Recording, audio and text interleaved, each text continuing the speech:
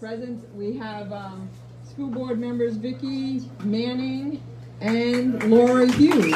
Can you find a seat? There's Vicki. I see Laura back here. I just probably looking for a seat. She's right here, right next to her. Ah! In front of me. Good place to hide. Okay. Okay. Jen Keegans is a former Navy pilot who currently serves as a geriatric nurse practitioner. Was elected to the Virginia 7th Senate District in November 2019. The seat was previously held by Senator Frank Wagner and includes parts of Norfolk and Virginia Beach. After earning a degree from Boston University in International Relations, Jen taught English in public high schools in, oh my God, I have to pronounce this, Matsuyama, Yatsumai, Japan, for a year before beginning her service to her country and the United States Navy. After completing Navy flight school and being winged as a Navy aviator in 1995, Jen served for a total of 10 years as a helicopter pilot, flying H-46 and H-3 helicopters. She completed 2 deployments in the Persian Gulf. Her husband is a retired F-18 pilot who retired after 20 years as a Navy aviator.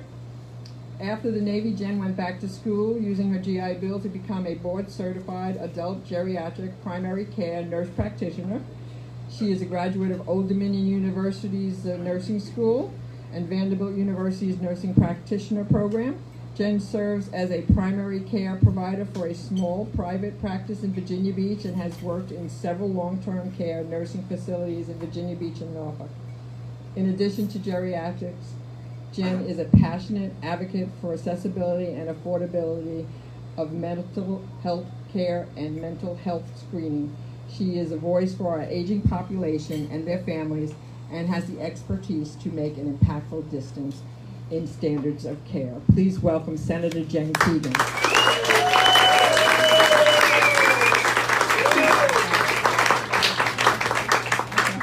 Hard word to pronounce. You did good. Thank you. Do I have to use the mic? Can you guys hear me if I don't use the mic? Yeah, man. Yeah. Okay, I'll yell really loud. I prefer not to. If you can't hear me, raise your hands back there, and I'll either yell loud or I'll get the mic. But anyway, thank you guys so much for having me. It's awesome to be here in person, live with you all. I was with you virtually several, I guess, weeks ago, a couple months ago. I think we first got out of session. So it's nice to be here for all that are joining us via virtual and online. Thanks for joining us as well. So I'm just always impressed when we get a group of people out who really care what's going on in the state of Virginia, because I live day in and day out wanting people to care, knocking on all the doors and going to all the civic leagues and going to every event we can to try to educate people and just alert people and let them know what's happening in the state of Virginia. So when I get a group that's together, that's passionate and that cares, it makes me feel good, because it just reassures me that there are people out there that share my frustrations, which is why I'm here and which is why I serve day in and day out. And trust me, it is a full-time, 7-day-a-week, almost 24-hour-a-day job. I wake up many times during the night and early in the morning because I can't go back to sleep because I've got all these crazy things running through my head. So a lack of sleep. So for those of you out there who are also suffering from lack of sleep and restless nights, I share that. I'm probably up when you are, so thinking about the same thing. So first of all, welcome to the new Virginia, right? I'm sure you all are paying attention about yesterday. Yesterday was July 1st. That's the day that we had all of the legislation that went through this past January and February. So as frustrating as it was for you guys to read about it and to read the articles in the paper and watch the news, think about how I felt sitting in that room for a solid 2 months, right? It was very frustrating. We fought the good fight up there. But before I go any further, I have to remind you of the reason why we're all frustrated and we're all here today. So there are 19 Republicans set up there and there are 21 Democrats. So we are outnumbered, right? I sat right under that voting board day in and day out, which would light up 21-19 on any vote that was really important to me as a conservative person who fought really hard to get there and to represent, all the good people who are the majority of my district is obviously agrees with my conservative vote. So I wanted to vote for you guys, but it was so frustrating to watch that board light up and so many just issues that were important to all of us. So the new Virginia, you guys, I'm sure know all about. You've been following very closely with a lot of the gun bills, the two-way bills. Abortion access is much easier now in Virginia. bad for business bills. You know, it's illegal to drive with your cell phone now. We were counting on the way here about how many people were driving with their cell phones. So a lot of those kind of changes. One of the most disturbing changes to me was just with election reform.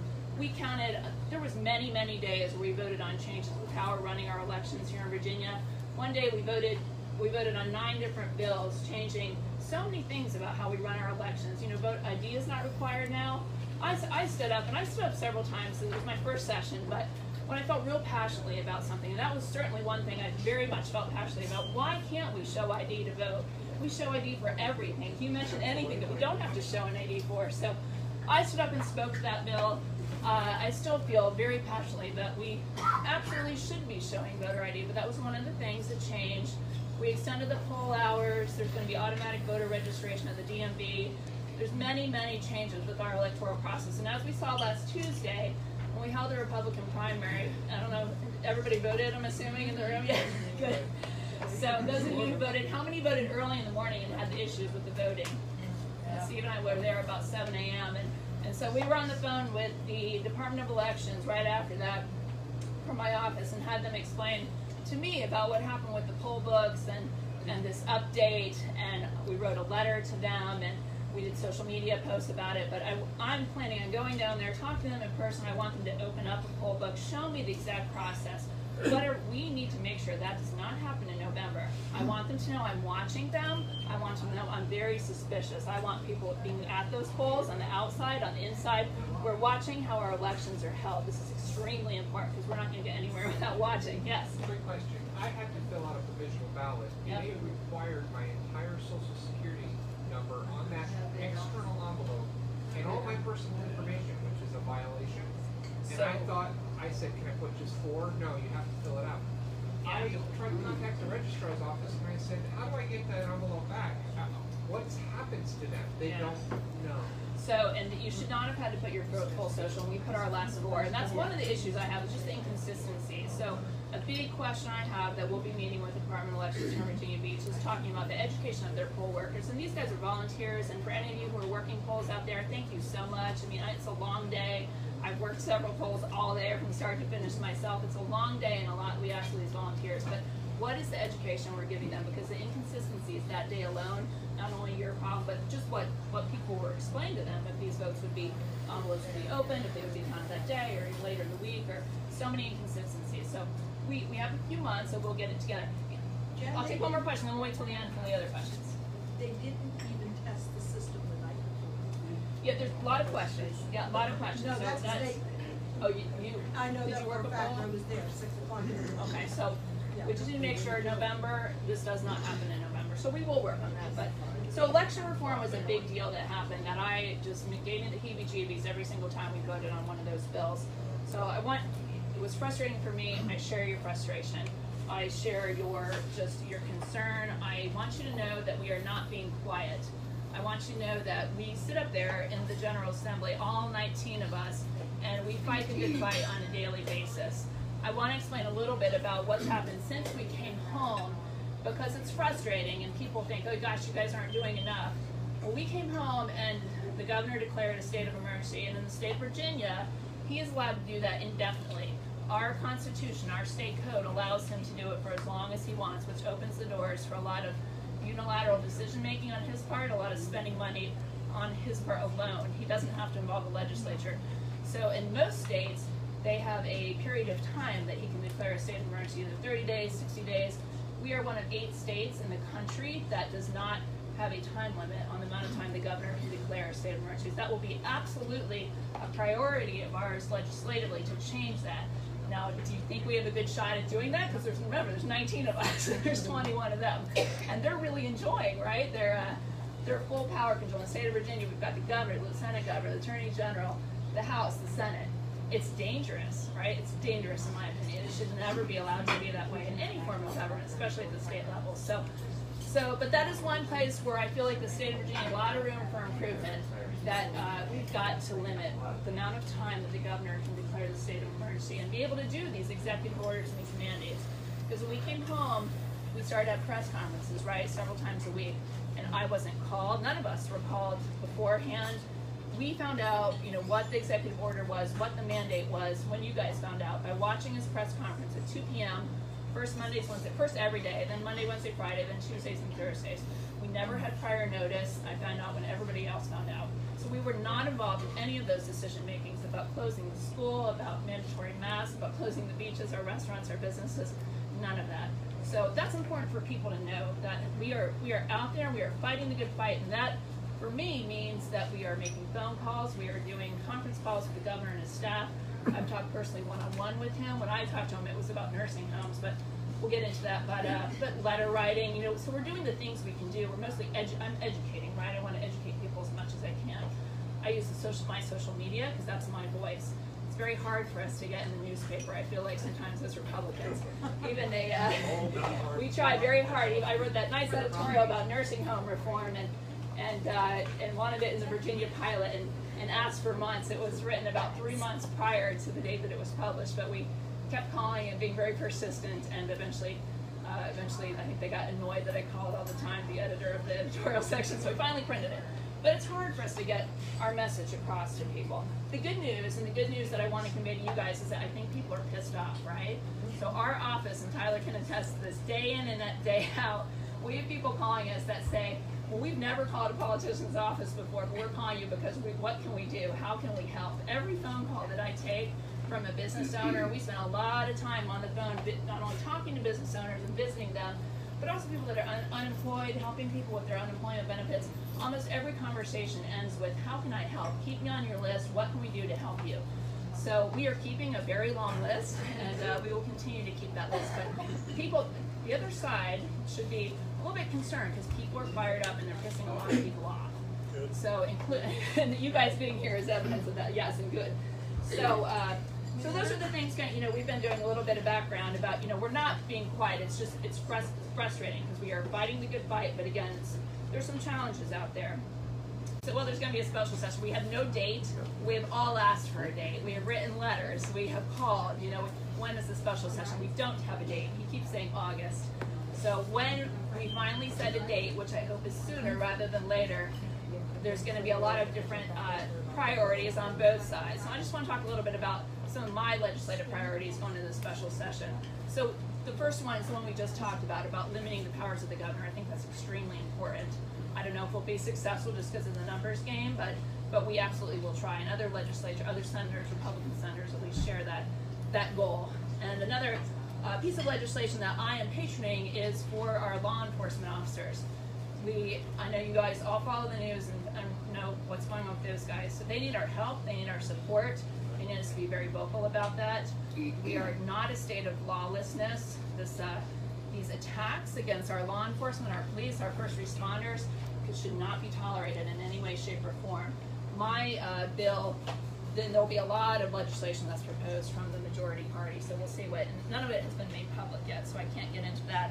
But my bill is about just covering workers' comp for those guys. Sheriff Stolley called our office and wanted us to patron a bill that included covering COVID infection for their first responders, police, if they got under their workers' comp. So we will do that, and we have a Democrat House co-patron we're working with. So I think that we should be able to get that done.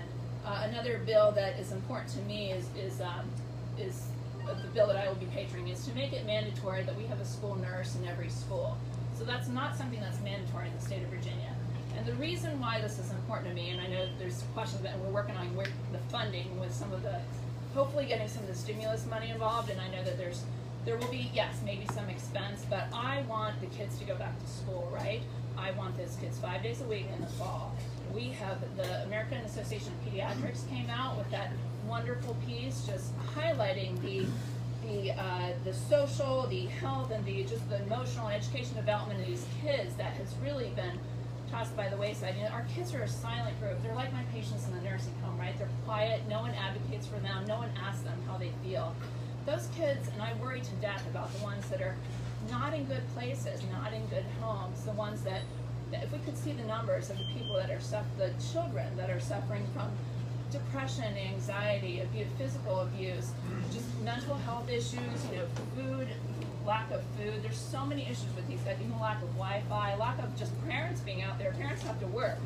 And I see it, and I have 4 kids at home. I've had my freshman home from the Naval Academy. He's actually been online. The Naval Academy makes them be online with their cameras and microphones on from 9 to 2 every day. He has to take a picture of his shaved face and send it in every day. So those guys are doing a good job. But I have 2 high schoolers and a middle schooler, and it's hard for them. It's hard, and even when I'm in and out of my home, but I watch them, and there were tears some days when our Wi-Fi wasn't working. We had so many kids on the Wi-Fi at my house. I live in a good house with 2 working parents that care, but a lot of these kids, I worry so much about the repercussions that we will have if we do not get these kids back in school, back into sports. I worry about these kids sitting around. I know my own children are looking at their tablets and their screens more often. The weight gain, I see weight gain in my adult patient population. I know for a fact it's going to be the same for kids. There are so many reasons, and endorsed all by the American Association of Pediatrics, why we need to get these kids back in school 5 days a week. Now, I know, because I'm a healthcare provider, and I understand vulnerable populations, and I understand the concerns of staff, and bus drivers, parents, and so there have been 0 kids, right, that have died under the age of 20 in the state of Virginia. So these guys are not the carriers of the disease that we thought they were.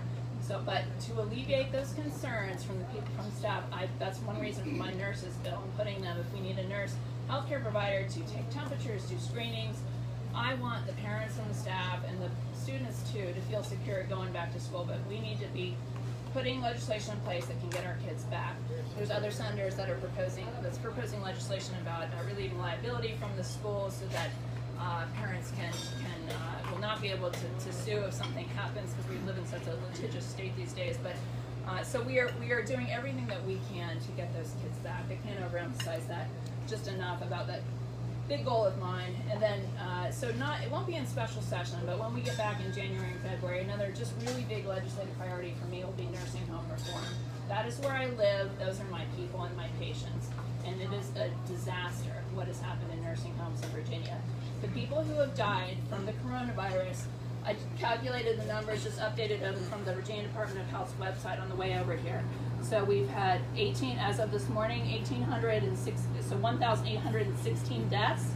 Of those deaths, 936 have been age 80 and above, and about over 50%, close to 60% have been in nursing homes. So we know where the most vulnerable population is, and the disservice we did those guys for the first 3 months. It was only in the past couple weeks where Governor Northam devoted money to PPE and staffing and testing, and they've been fighting for this for years, but nobody listens. Again, it's a voiceless group that's not advocated for. I had a bill about nursing home staffing and increasing that, and that bill had a Democratic House counterpart, and it was the 16th year that this bill has been proposed. This wasn't a new idea. It was killed again in committee on both sides. So I am hopeful that this year people are listening, people are paying attention, people are going to be willing to spend the money, because there's a lot of money being spent on a lot of other reasons that, in my opinion, should not be having the money dedicated to. So let's make our older and vulnerable people a priority. It will go back to some staffing. We need better staffing, better recruitment and retention.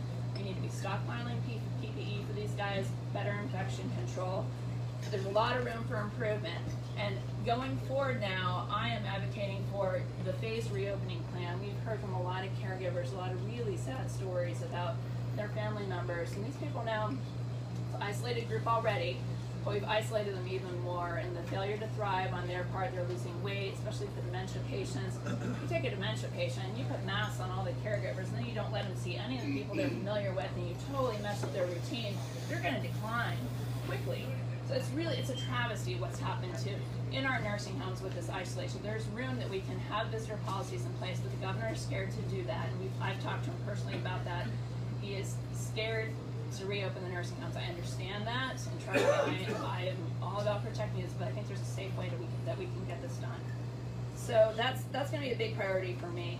So I just have to share this story. There was one day in session this past year where I was so mad and so frustrated that, and Tyler can attest this, I just wanted to take my desk and swipe everything off that had to do with session 2020 and set up with campaign 2021, because I wasn't getting anywhere. It was frustrating as heck sitting in that room. And so I was how can I'm a solution person, right? So instead of sitting around complaining about everything, my mind is always, how can I fix this problem? How can I fix this problem? The way I fix this problem is by getting those seats back, right? I need 2 more seats in the Senate and I need 6 more seats in the House. So next is 2021 House elections. This year aside, because I know we all got a big election in November as well, but in my world, at least 2021. So I have got to get those seats back in 2021. And I know this past election, last November, there was 18 unopposed races. So I have already been working and talking and calling people, but we have got to get candidates for each race in the state of Virginia. We can no longer have elections where we don't provide opponents to every single Democrat out there. They spend money on my race, on Bill DeSteff's race, on Glenn Davis's race, all these other races where we should be spreading this money out, right? So that is a huge priority for me, and that is where I need your help. So we all have to work together, right? So we are all in one team, and I'm so thankful that you guys are so involved and so motivated, and it's, again, very refreshing for me. But trust me when I say, and I know we don't always agree and aren't always on the same sheet of music about every single issue, but trust me when I say that the alternative is something we all hate, right? So put aside some of the there's some tiny issues that yes, we can agree to disagree, but I need you guys' help. I need you out there being positive, being vocal. I need your support volunteering at polls. I need knocking doors when we can again. Fundraising. There are so many areas that we can work together, and you guys are a really productive group. I mean, you're a Tea Party group, so I'm looking forward to having you on our side and on our team for 2021 and 2023, well, and 2020. So all of these election years, but we are powerless in the state of Virginia without 2021 and 2023 changing right now. The good news is that I think it will happen. Again, we have so many people that are so angry and so mad, myself included, and all of you guys. So let's do this. Let's work together. I think it can be done, but we need to continue to be passionate about it from now on. So, okay, I think I got everything on my chest. So I'll take a few questions if you guys have.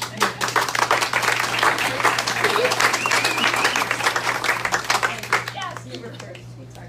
Hi, Jen. And I wrote you a letter about this, and I think even Tyler called me on the phone about it. But you were talking about nursing homes, keeping those people safe, or at least keep them well. And one of the issues that I had when my mom she was at her house. She wasn't in a nursing home, but she was in hospice care. And I couldn't even get her a flu shot because pharmacies around here will not allow somebody like me to walk in and buy a single dose, walk in with a cup of ice, buy a single dose of flu vaccine, take it home and put it in my mom's refrigerator so when her hospice nurse comes over to, she can, next time she comes over, she can administer it. So there wasn't nothing that I could do about it. But anyway, my point is that, you're talking about nursing homes, who's to say, if a COVID-19 vaccine finally hits the market that's expected, what about these people that are in traction at home that can't get out, that are vulnerable to, because my mom, she had caretakers come in and out, all day long. And I even called Richmond and complained up there because the legislature, their view is that a flu vaccine, if you sell it outright, it's considered as not a self-administering vaccine, not like insulin. Right, and that's correct. And I'll say this about the flu vaccine and any vaccine. So there's always a medical director, right, at the hospice or a nurse practitioner. Yeah, not at my house. Well, there is. You just haven't met or didn't know about it. There's only one for like hundreds of people. But those are the people that write the orders because no medication can be prescribed nor vaccine. Well, without the flu shot can, but medication will not go to the hospice patient without an order from that medical director. So dig deeper. Who's the provider? There's some person signing all those orders that should have been able to prescribe that flu vaccine.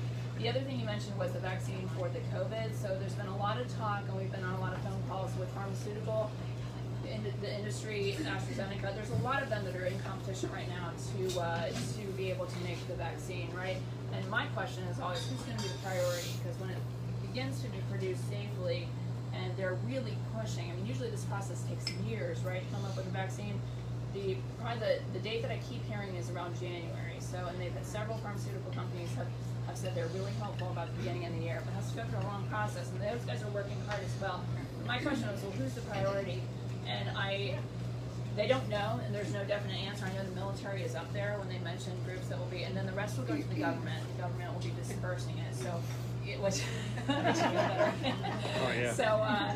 but I agree with you that staff of nurse. I'd like to see staff of nursing homes get it because I agree that people are in and out, and that's the big complaint with families. And these staff are in and out. The cooks, the cleaning people, the administrators, and yet you won't let the families go in and out. So I'd like to see the nursing homes, and trust me, I'll continue to go about They that. won't even let anybody. I can't understand why I can't buy a single flu vaccine, you know, for somebody, for a loved one that I care about that's not in nursing. So we'll talk about that more, but I agree with you that I would love to see that as well. Okay. You want to take questions? When they ask a question, could you repeat it? Oh, I'm Because we're sorry. live Yes, streaming. sure. You can't. I'll let you guys do it so I don't get in Okay, trouble. Larry in the back. With all the 125,000 COVID deaths that we've had in this country, how many of them, or what percentage of these people that died strictly of COVID-19 and without any other mitigating, So hard to debilitating tell, factors? right? Hard to tell because most of the people dying are older adults, right? Age 70 What- above. what- Let me what- tell you. So the question. obesity- I'm sorry. I was told to repeat the question. The question was about all the people who have died throughout the country. How do we know that those are strictly COVID deaths from COVID? And we really don't. I mean, we really don't because these are people that had comorbidities in the first place. I guarantee you, people that are above the age of 70, which is the majority of the people that are dying from COVID, I've got at least 2 or 3, if not 16 comorbidities. You know, I see them day in and day out. It's the way it goes. It's a fact of life. As you get older, you know, bodies don't work the same. So it is hard to tell. I don't know if we will ever know, but so the numbers game, you know, I mean, I look at the numbers, I hear the numbers. Their numbers are different depending on what source you look at. I stopped paying super close attention Well, because you never know what to reporting believe. it accurately, Okay. or they're just saying COVID and boom, they're getting money from the federal government. And that is an issue too, because the nursing homes are getting more when they have positive cases. Good questions. Yeah, good questions. Okay, you had a question? Yeah, I'm deeply concerned that these going to affect our kids in the elementary and junior high school. They're going to be subjected to this alternate lifestyle. Now, I've talked and I've bumped into several people. As I understand it, a fair segment of our junior highs have an attitude problem. And then I talked to some teachers that were telling me about some of these younger kids. Now, they've got problems, and all of a sudden, they're going to be told about this alternate lifestyle, which we all know what that is. How can we attack that? So you've got maybe the 2 ladies sitting at the table have more, insights as far as what's going on education-wise at the public school. I don't know exactly what the education that they are getting. I haven't heard at least that It's mandatory. they are. But Okay. I send my kids to not to public school. But anyway. Okay, in the back, that lady, right. Oh, sorry. I was going to ask a similar question. Is there anything being done about the curriculum? Gotta raise this and college? So I asked Laura that question during the campaign. I don't know What if was she the question? remembers. How About did the you do on the curriculum. curriculum? Sorry, for schools. And because we knocked on doors and had people that were concerned about just the history and what was being taught, especially from the history perspective.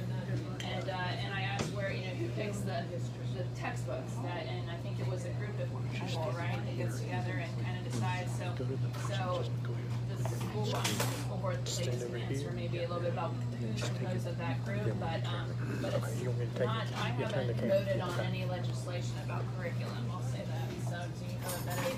If I can just address one thing from the state level that I don't know if you're aware of, because it happened, I think, before you were elected.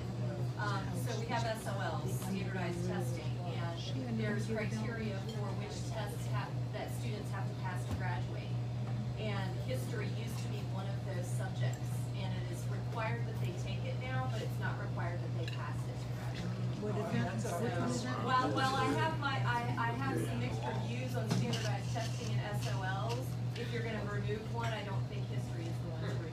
So the state did authorize that. I agree. Okay, and that was before my time, in my defense. Okay, Laura, and then, I'm sorry. yeah, Laura, and then Ron, and then Mark. Well, actually, I thought of this while you were talking, and I have to take CLE every year. And back in February, I took one, and they were talking about trends, people working from home, law offices. And it's funny that this was the statement that was made right before we shut everything down. isolation is a bigger health crisis than heart disease or cancer. I would agree with that. And so, You can invite me back another time for my mental health discussion. I mean, this is huge. And my mother was in a nursing home, and we visited regularly. Everybody that came after her died while she was still there. People who didn't have visitors. And I'm really concerned about these kids. This really does need to be It is pushed. very, very Especially sad. for elderly and children who aren't, because there are some people that are, kind of moaning about being essential. I'm thrilled to have to leave the house for Sunday. That thrills me to death. In my perfect world, I mean, and I know they've done it, and there's some prototype things where they have the kids where the kids daycare is together with some of the older adult daycare, but thinking outside the box a little bit. Adult day is a wonderful alternative to nursing homes for a lot of families, I know there's a lot of volunteer groups, but people, this is again a quiet group that they don't have a voice. The people that are in nursing homes, so it's going to take people like us to advocate for them. And I can't wait till January and February. I'm so excited for the floor speeches and for my floor speeches in January. This is finally it's my time to shine. So as far as nursing home reform goes, so there's so much room for improvement. There's so much opportunity for the state of Virginia to get ahead. It's a challenging environment to work in up there, but this is not a partisan issue. So I'm very hopeful and encouraged. So, and we'll be fighting a good fight. We're with you. Yeah. You had mentioned in the beginning that you weren't alerted for the governor's briefs when he was doing them. Yeah. Was that a partisan thing? Were the Dems alerted? So in the very beginning, I asked that question to Senator Sproul in Norfolk, and he said no. And there's some frustration on their side, but I think that I don't know if they just became ambivalent or what, but I don't speak to them often. but I don't think so. I don't know for a fact, but I certainly know that everybody on the Republican side was not alerted. Did he give a reason for not alerting? He doesn't have to. Why would he? It's like, why would they change the Emergency Powers Authority of the government? Why would they? They get everything they want. Sorry, I was thinking I was thinking logically. I'm sorry. Yeah. That's your first mistake. I would like to know they abolished now a lot of bad gun laws, like the center fire, banning all center firearms and the magazine capacity. Have you heard anything that they're getting their lines straightened out for next session to Yes, bring they those will be back in? They will be back. It won't be in special session. We won't be voting on guns. That's not particularly COVID. It'll be COVID-related issues that we talk about in special session, which could be. I mean that session. But the next year, yes, you can guarantee those things. All those things will be back. Judith? I think she just answered that. Oh, okay. And so we need you to come up again and continue to advocate like you did last year. So I've been looking at a lot of these laws that passed into effect today, and Speak the up. vast majority of them are unconstitutional. So then I went back and looked at the process, and some of us here, would you work with me to introduce legislation that would require a review by the General Assembly prior to the governor signing the bill to determine the constitutionality of the bill, rather than putting the burden on us to show that we have standing and raise our own funds to sue our government to challenge the constitutionality? It is a problem. Some of us here had to do a lawsuit to stop House Bill 3202, and I learned how expensive it is. I don't understand why it's okay to sign unconstitutional laws and why we have to sue. So I think the process is broken. These Second Amendment violation laws are clear infringement of both the state and federal constitution. First Amendment, Second Amendment, Fourth Amendment, 10th Amendment, go right on down the line.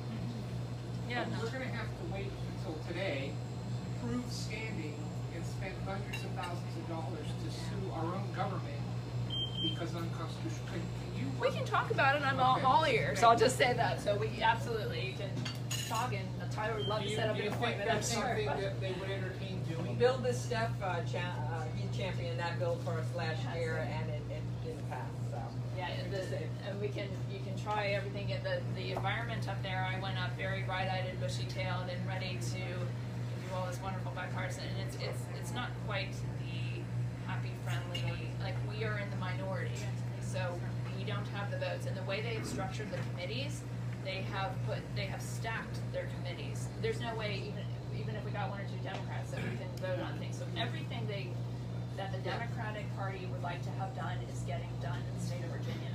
And it has only just begun. So I need everyone to understand that. But we will try our hardest. Okay, Doug, go ahead. I'm sorry. Yeah. With the current COVID aspect that they're shutting down, they say they're getting surges and all this other stuff, there's no, across the country, I've not heard, in watching the news, not one state has stated that the surge was due to any of the protests. All right, but they all started back in the end of May. Right. Now we're at the end of June, and here it is. All these cases start popping up. They're mostly young people. They're mostly asymptomatic. However, they penalize the businesses tremendously, just like they didn't want to open up. Now, I work in the hospitality industry. I do a lot of stuff. I know there's a lot of businesses down the oceanfront. We're prepping to open up. Right. You know, and buying supplies, getting all this stuff, hiring people, and they had to shut back down. Right. Nobody is standing up and forcing the governor, and forcing the people up there to prove that the bar scene caused the surges and not the protests. Let me tell you, and this is a good time to talk about this, is the messaging of the media, right? So I write it in almost every newsletter, and if you haven't signed up for my newsletters, please do on our website, but and I will do it, I think, weekly, just to drive the point home, but everything that you hear a lot of politicians talk about, but the messaging in the media, they set the agenda. And I couldn't even get a nursing home article published, in the editorial section. So if you watch the news, and my sister was all upset, and I'm like, watch the news, and watch lots of news and lots of newspapers, but with the same mindset that you were taught in high school about watching advertising, where they're going to use the beautiful woman and the healthy whatever and the shiny food and it's all about, they're trying to sell you a message, and that's the message they're selling. So once you kind of watch it from that lens, it's not any easier to digest, but at least I feel less nauseous maybe. I don't know. But that's all it is. That's all it is messaging, and that's all I'm saying that. But I agree with you. I'm with you, and that's why the stuff with canceling like the fireworks on the 4th of July, but yet we can have legal, and I know that a lot of these protests and marches and rights and things have been happening. They file their paperwork, they hold their gatherings. So why can't we do the same with things like the 4th of July fireworks? We're at the beach, we're not near people, it's outdoors. So you're not alone in asking those questions. I don't have a great answer for you, except that it's noted. So No pushback. Okay. Well, we are fighting the good fight every day, every single day. You said there is not, Steve can vouch for me, that there is probably I don't think we have anything but politics discussion in our home, so, and I'm not alone. We are all fighting that good fight, but we need your help. Get this 2021. Belinda. Yeah. Hi. I am very, very upset about all of the Richmond riots that have been going on, and the mob rule, and I'm very concerned that I feel like nobody's speaking out. There was a time the Tea Party, would have been the people that would speak out. You had the Second Amendment people up there in January, and there were tons of them. And then you have these riots going on. Right. And nobody's there. So, and who was speaking out for the 2A rally? That was the governor and the Democrats, right? And they were all so where are they now? They're not speaking out. So I attribute that to a leadership issue. And being in the Navy, I work with good leaders and bad leaders. And I think in Virginia, we have leadership issues right now. So we don't have the leaders that are, you're right, doing that. But all of Virginia, I have not heard of anybody speaking out in all of Virginia. None of the senators. Well, I can give you the governor's phone number and address. Email. Richmond or Manio? Well, I know. Yes, I trust you. I get it. Yeah. No, She's good. Is that it, Jen? That's it? That's it. Yeah. Maybe one more question. One more question, that gentleman right there then. Yeah, go ahead. Fred Morris here in Virginia Beach. A couple questions, if I can. Second Amendment. There's been some reported about Northam pushing last session. He broadcast what he's going to do as far as the Second Amendment. Discussion now is he's going to fast road it. Is there a way to do that or slow it down? So, all the gun legislation that came through this past session, they campaigned off all of that, right? Right. And that's all we heard about for 9 months prior to the campaign. So it was lined up. We all had it defined. It's not as well defined this year, and it has not been published. So the bills haven't been released to us, so I don't have any insight on this. Particularly the assault rifle.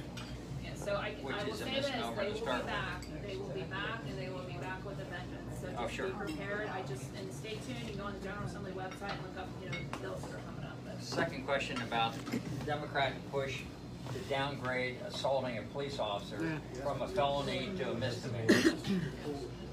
right, That ought absolutely to wrong. be Absolutely pitchfork wrong. issue. We will be fighting that fight, and I know that that's coming down the road. Well, let's thank Senator Yeah. Keegan for coming out.